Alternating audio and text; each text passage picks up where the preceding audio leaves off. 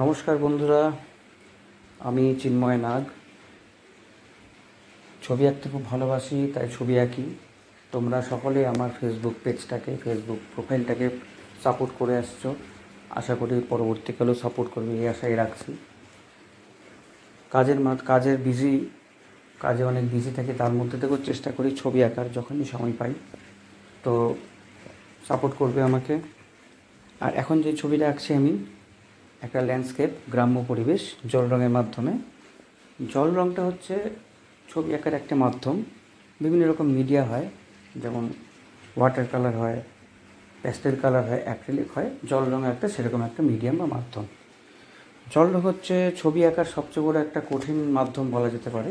কিন্তু কঠিন বললেই কঠিন নয়, যদি ঠিকমতোভাবে প্র্যাকটিস থাকে, ঠিকমতো জেনে করা যায়, তাহলে কোনো কিছুই কঠিন না আমার মনে হয়।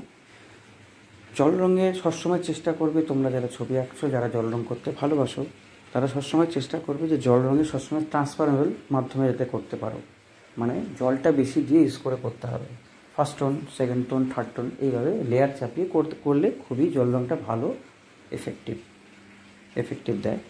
আর তুলি যখন ইউজ করবে, কোনো তুলি সেভাবে তুলিটা জড়তার মধ্যে করবে না, ভয় পাওয়ার কিছু নেই। জল আর রং মিশ্রণটা তুলিটা একবারে হাতটা ফ্রি করে চালাবে, তাহলে দেখবে একটা এমনভাবে চেষ্টা করবে যে তুলিটা একটা টানেই একটা স্ট্রোক কিছু বোঝায়। ধরো আমরা পাতা আঁকাচ্ছি, কোনো একটা টানে যেটা পাতা বোঝা যায়, সেইভাবে প্র্যাকটিস করে করে করে আস্তে নিজেদের স্কিলটা বাড়াতে হবে। আর মাঝে মাঝে আমি ছবি আঁকে পোস্ট করি, রিলস দিই। এটা আমার প্রথম রিলস, যেটার মধ্যে আমি নিজে কথা বলছি।